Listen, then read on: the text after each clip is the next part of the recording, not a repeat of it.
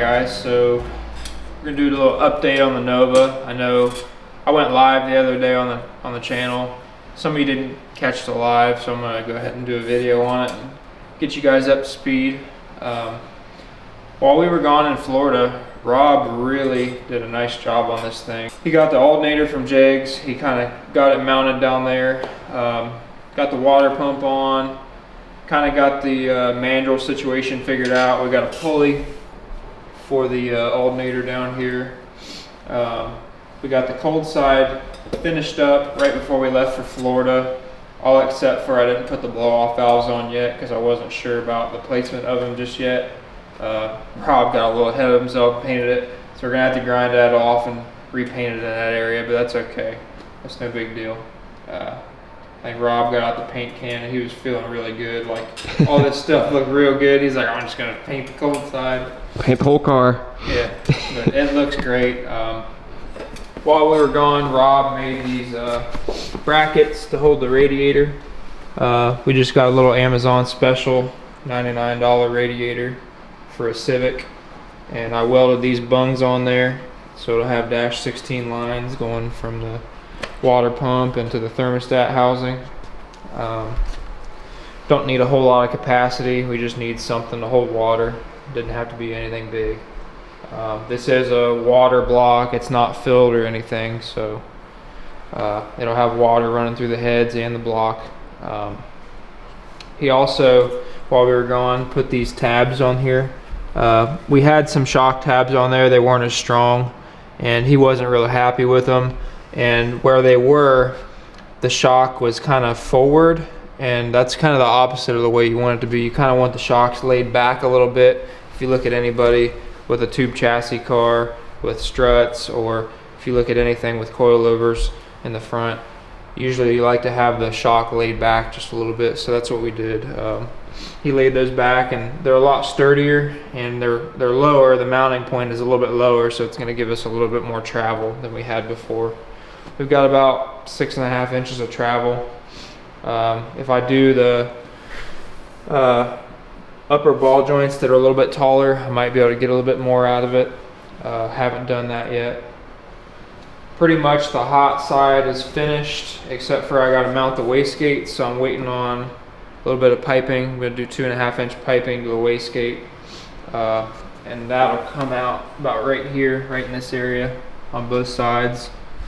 We're doing bull horns out each side, and we'll have to cut the fenders for that. We'll probably cut out a section of the one-piece front end and leave that Zeused in here so that we can take the front end off and not have to take the bull horns off and stuff. So that piece will just stay. We got the brakes all put together. We got pads. When I got this car, it didn't have any brake pads in it for some reason. The brakes were all apart. So we got all that stuff. We got the center section in it. Y'all saw that in the other video. How's I know he's been doing a bunch of work on the interior and stuff, and you guys did a couple things. Brendan took a hole saw to the doors. Well, the door over there, as you can see, we were deciding on if we wanted to do a fiberglass door or if we wanted to do a steel door, and we already had the steel doors, and you know, waiting on parts and stuff is kind of, you know, iffy nowadays. You know, I don't want to be waiting a really long time on doors, and I want to get the front end fitted here soon, so I got to have doors to fit it with the front end. And I was like, why don't we just use the steel doors and we'll gut them, see how light we can get them. So we did that, and we went from 80 or 90 pounds to about 26 pounds. And we can even go a little bit lighter, honestly. We can still take out a little bit more, but... You actually scaled this thing yesterday, didn't you? We did scale it, and the way it sits right now, without a transmission, converter, drive shaft, didn't have a door on this side, but the door is about 25 pounds on this side. The front end weighs like 20 pounds, if that. Other than that, it's all there pretty much. It was 2273, so kind of did some math on it, and I'm thinking once it's all together, full of fuel, full of water, everything's in it, I'm thinking it's going to be right around 2550, maybe 2600, and then with me in it, it should be right around 2700, 2750. So that's pretty damn good. The Falcon, for example, is 2,800 without a driver. So if I'm 100 pounds less than the Falcon with a big block, I mean, we should be in pretty good shape. Are you gonna, I mean, obviously we're gonna run a little bit of weight in the back, but Yeah. have you figured out what you're gonna do with that? Like, how are you gonna mount it? Yeah, so it's got down bars in the back, and I can do a bunch of those clamp-on weights on this, Mm-hmm. or I can make a bar that fits Goes in right across. here. I think a bar would be a good idea. I'll probably do like a long bar that fits in here and clamps to a couple clamps. And I don't think we're gonna need a whole lot of weight in the back of this deal, because it was about 50-50 when we scaled it last night as is. And you know, of course it's gonna have a transmission, but that's kind of in the middle of the car, so it should balance out. I think it's gonna be pretty close to 50-50 when it's just sitting there with no ballast. So we really shouldn't have to add much more than 100 to 150 pounds to it. It's kind of like the Falcon. It's about 50-50, and we don't have to add too much weight to it. I know a lot of guys will run 300 or 400 pounds in their cars, and I've just never had to run that much. When you add that much weight to a car, it's just that much harder to get it moving. You know what I mean? It's harder to get that car to 60 foot, and it may do better down track with all that weight in it if you got the right springs and the right suspension setup. But I just feel like you're putting a lot of 60 foot on the table when you're adding that much weight to a car, and you're sitting there at 33 or 3,400 pounds like my truck would have to be, because I'd have to put 300 pounds in the back of it for something like dig or die. And it's just that much harder to get that weight going, weight moving. Do you think this thing would work better on bad surfaces in your truck? I don't know. It depends how. I think we can turn this thing down pretty easy and make it work, but Right, that's probably the most complicated part, is you got all this power and you just gotta turn it down. I mean, it probably makes, I'd say it makes at least 750 on the motor. It's a 540. It might make even 800 on the motor. So it's just going to be a matter of pulling enough timing on the launch and having really controllable wastegates. We're going to have to put some really small springs in them, be able to control it on like 3-4 pounds of boost, because it's not going to take much boost to make a bunch of power. When it leaves, like the Falcon, I usually leave on, like if it's a really bad road, I'll leave on 3 pounds of boost, and it won't add any CO2 to the gate. So if I can leave on 2 or 3 pounds of boost with this thing and pull a bunch of timing out of it, I think I can knock the balls out of it and be able to get down a really bad surface. And it'll be light enough where I can put a bunch of weight in the back and it's still not that heavy. You know, I can put 300 pounds in the back and it's still only 3,000. Whereas my truck, with everything out of it, is 3,000, and it's 56% on the nose that way. This will be 50-50. You really ought to be spoiled with this thing. I mean, it really should work well, honestly. Have you guys started rewiring and stuff yet?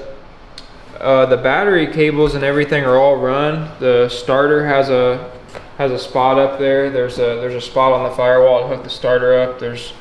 All that stuff's already run. Most of that stuff's done. You just have to wire in the ECU. Did you get the Holly in yet? The Holly's at Jegs. It's a lot of money, and I'm waiting on more money to come in before I go get it. But I'll probably pick it up within the next week or so. But yeah, once it's in, I can take it to go get wired. I mean, we're really just looking to finish up the exhaust at this point, and finish up the cold side. Just gotta put the blow-off valves on there. We'll have to put the bungs on the exhaust for the O2. It's already got bungs for the EGTs, so we don't have to worry about that. We need to plumb when we get the fuel pump in, I got another fuel pump coming. We need to plumb that. Where is it gonna be mounted? So it'll be mounted right here, just like it is. That's the fuel pump that's on it right now. Oh, okay. That's too small, so we're gonna go to a bigger. It's a little Bertha pump from Waterman, Aeromotive. They sell it on their site. We ordered it, and I think it was supposed to be here in 3 or 4 weeks. So we ordered a couple weeks ago. But we could still take it to get wired. That's not going to stop us from taking it to get wired. Got the alternator down here, so he can hook up the wiring to the alternator, and we'll have that. We won't have to worry about hooking a battery charger to it every 2 seconds. I wasn't looking forward to doing that, so hopefully that deal works out. We'll have a little fan on the radiator to wire in. Obviously hook up all the injectors. I'm gonna have coils. I think I'm gonna mount the coils on the block. They make like where the motor mounts would be on a big block. They make some coil brackets to put all the coils down there, and you won't even hardly see them. You just see the wires going up to them. So I mean, it should be pretty simple. I need to bleed the brakes. We need to put brake fluid in it, bleed the brakes, and make sure they come up. But they're all hooked up, and it's getting there. We've test fitted the front end. The front end fits perfectly. The turbos aren't even close to hitting the fenders or anything like that. A lot of people were worried about that, but I mean, there's a good 6 to 8 inches. I know it looks funny because like the door's not on it, but if you look, it's really about right here where the fender's going to be.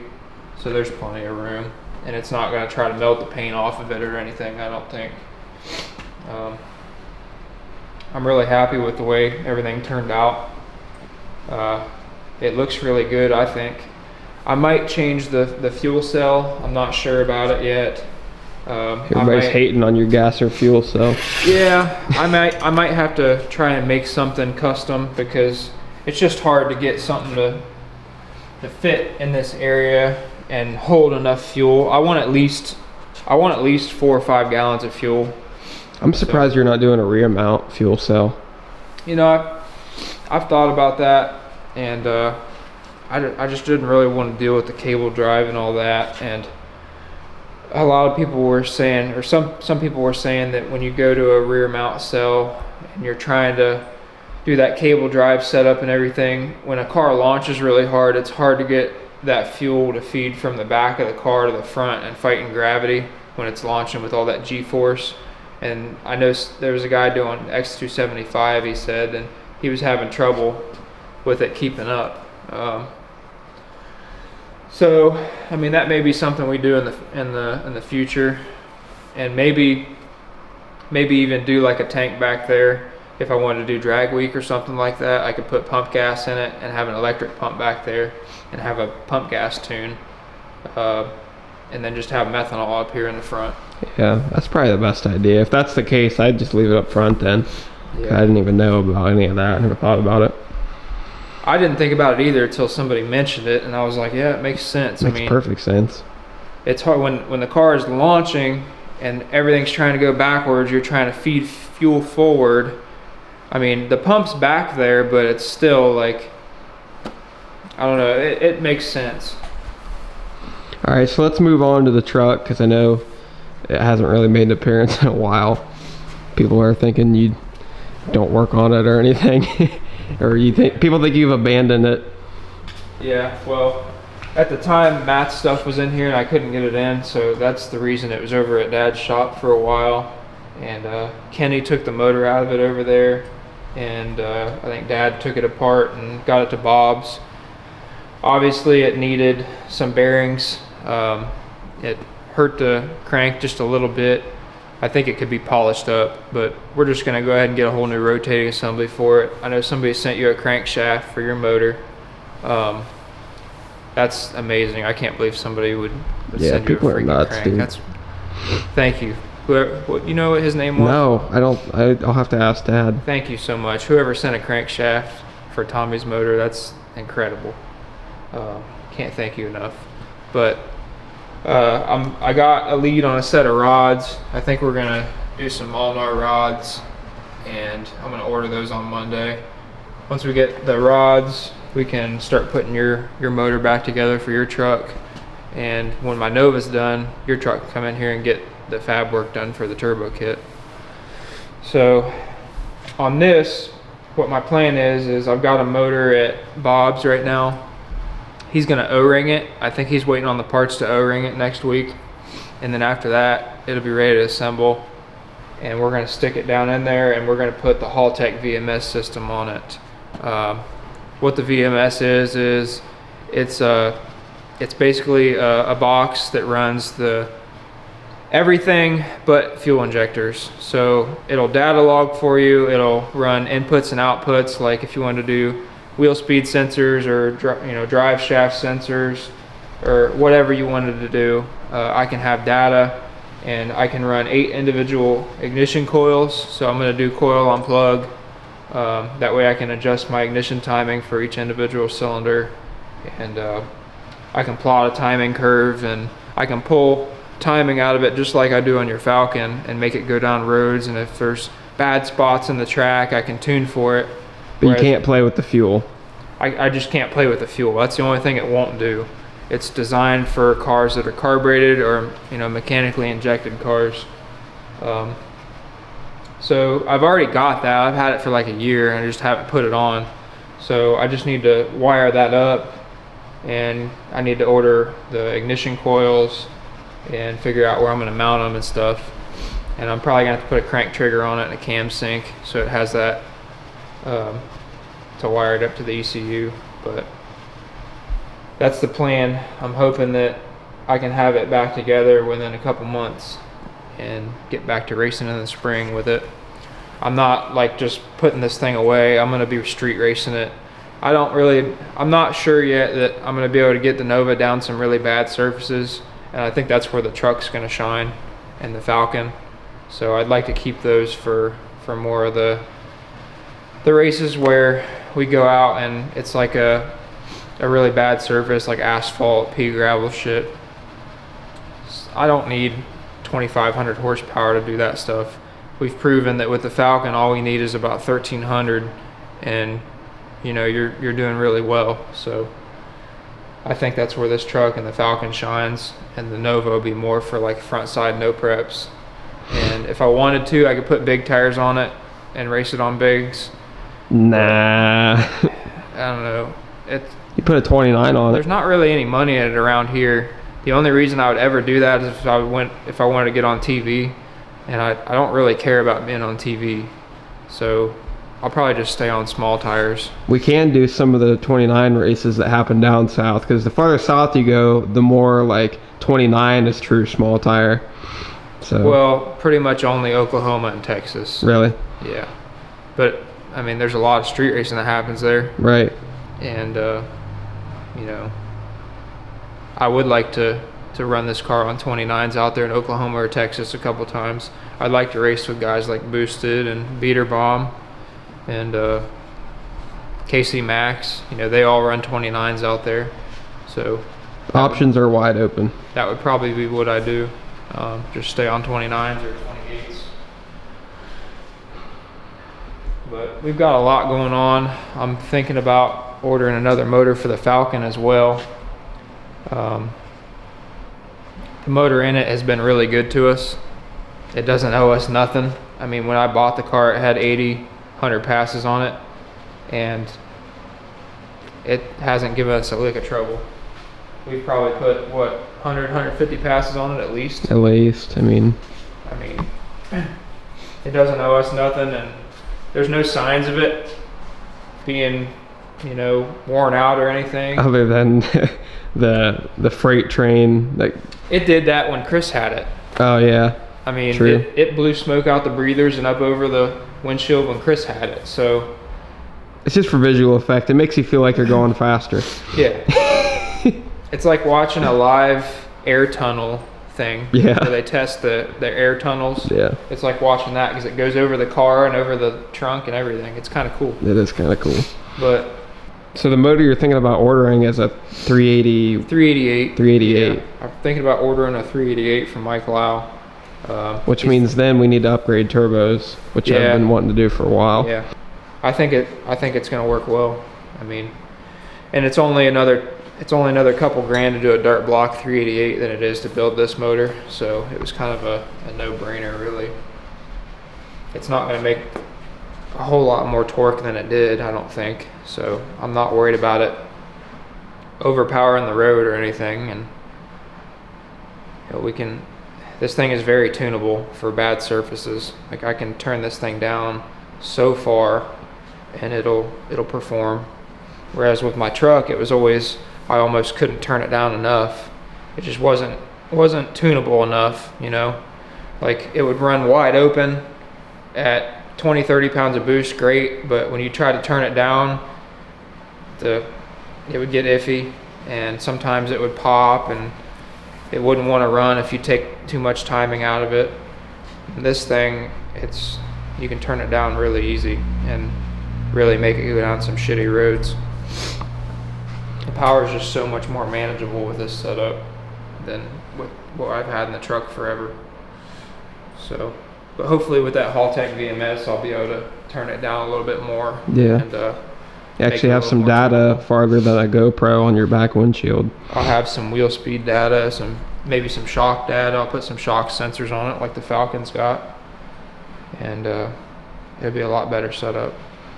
All right, so are we gonna head over and look at the blue truck? Yeah, we can do that. All right, A lot going on.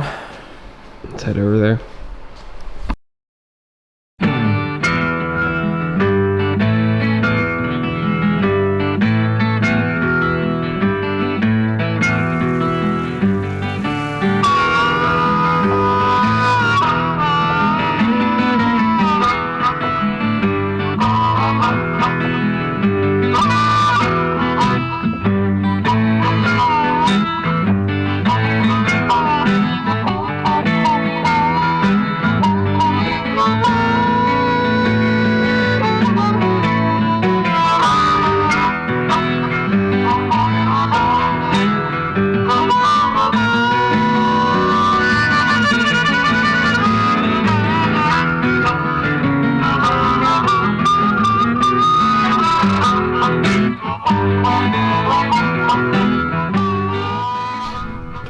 Alright, so we finally got Tommy's truck back from the chassis shop. Didn't get it back the way that we had hoped, and it took a lot longer than we expected, but it is back, so at least it's back and it's in good shape. It's covered in dust right now, but can't really push it outside to wash it off when it's freezing out. So the turbos are mounted. They're in position. They're where they're going to be. Obviously the headers are just on there. None of the hot side is really done. We're going to have to probably go up and around with a pipe, and then the exhaust will go out and down through the bottom of the fender where the apron is, the plastic apron. And it's not going to be an easy task to get this bend, but that's pretty much how it's going to have to be to get it with the turbos mounted like that. We'll do the cold side. It's going to be a little bit of a challenge doing the cold side. We're going to have to do an intercooler here. So we'll have an intercooler, and we'll have two pipes going into either end of it, and then we'll have a pipe coming out of the center of the intercooler in the middle up to the carb hat. Well, now, so it's not going to have that carburetor for very long, hopefully. We plan on doing fuel injection. I'm going to start saving up at least. You're going to start saving up for fuel injection, then that's going to change the direction we go on the intake, the carburetor, everything. So we'll have to get a different intake probably. Everything we design needs to be more towards fuel injection, because that's the direction I want to go, and I think everybody else has kind of agreed on that. Dad agreed on that? He did. It was his Wow. idea. So That's cool. I'm down with that. I'm cool with that. If that's the route we're going to go, we're going to have to look for an intake. I've got one in mind, actually. We'll just do 8 injectors because it'll be on the 85. And we'll go with that. And then we'll have to get like an elbow like I've got on my Nova. We'll use a carbureted style intake probably. So the cage is fully done. It's fully welded. and it was honestly, like, for how long it was gone, it took a long time to get some of this stuff done, but it was a good job. Like, the cage is pretty awesome. The guy does really good work. It's just he didn't have enough time, or I don't know what the situation was. He picked up a full-time job and didn't have much time to work in the shop, so just one of those deals.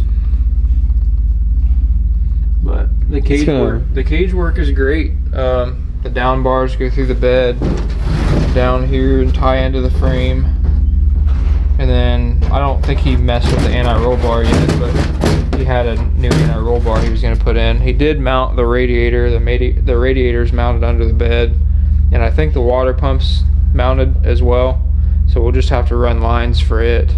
And it looked like he did a good job on that as well. The thing that's going to suck is just putting everything back together, like especially the dash and everything. That's what I'm not looking forward to. It's really not that hard. It looks intimidating to me because I've never done it, so, but the dash all just goes in there, and there's a connector over there you plug in. I mean, it's pretty straightforward. It's mostly plugging. It all plugs in. What do you think? Are we gonna put a wing on this thing and parachute, or we at least gotta do a parachute? It's up to you. I mean, it's your truck. I think we should put a parachute on it for sure. It's gonna be going really fast. Right. I don't know. Where's the bed cover? I was looking at that the other day and I was like, I'm not even sure where the bed cover went, to be honest. Oh god, that's alright. I didn't love it anyways. I'm not really sure where it went. It might be up there in the loft somewhere. Right. They took a bunch of stuff up there. And there's a lot of stuff I still got to go pick up that wasn't grabbed from the chassis shop. So, like the headliner and the carpet and some other things. I was mostly worried about my Royal T headlights. I was like, those were my favorite things I ever put on this damn truck, but I found them back here. Headlights are in there. Yeah. But, yeah, once we get your engine back, like we can work on it just like this, because it's going to have the same heads. Obviously small block Chevy, it's all the same, so it'll be this will be good enough to mock up the turbo kit, and then when we get your engine back, we'll put the good engine in there, and we could even start wiring it and stuff for the EFI. Put the ECU in there and start wiring things. I know people are going to ask about the wheels. Obviously those are not going to stay. It looks like a pregnant roller skate right now. But those are for my Nova. Those were just put on there temporarily to move it around. They would look pretty good if they were spaced right, but yeah. I've the wheels that are on the back of my truck are actually going to go on this, and I'm going to put some different wheels on the back of mine. So then it'll have. I've got matching front wheels for it too, like the wheels that are on my truck now. I have those put in 15s, so it'll look really good on this truck. Intake, injectors, Dominator ECU, coils. You know, it's a lot. It's going to end up being a lot of money, but I think it's going to be well worth it in the end to do it. Yeah, I think so too. I think my truck will probably stay carbureted just because I want to keep it old school, and if we're going to keep one that's carbureted, it's going to be that one because it's what started it all. Mm-hmm. I don't feel so bad about switching this thing over, but it's more relatable, you know. Yeah. It's a budget it's probably the most budget oriented vehicle we have. We'll figure it out once we get it over to the shop, start brainstorming. But that's gonna do it for this video. Hopefully you enjoyed the updates. It didn't bore you to death. Not a whole lot going on in the winter. No racing this weekend. We got invited to a race next weekend in Florida. I don't know if you're down to go in Florida again, but yeah, I don't care. Street race? Yeah. Same spot? 16 cars. No, it's even further south. Oh boy. Alright, yeah, I mean, I'm down. Might be something. Might be some good content. I know I'm already ready to go back because it's like 2 degrees here. It's like -2 degrees. So, might have some more street racing content coming soon. Hey, Streetcar Takeover is that weekend too. Is it in Florida? And it's not far from, yeah. That might be a good idea. We could hit Streetcar Takeover maybe. Just gotta get the Falcon set up for front side stuff. Probably get smacked around a little bit, but it'd be fun. Nah, it'd be alright. But Yeah, there's a lot going on in Florida this time of year. Here, not so much. But we've got a little bit left to do on the cars, so it just depends how much we get done this coming week. But that'll do it for this video. Thank you all for watching. Appreciate it. See you next time.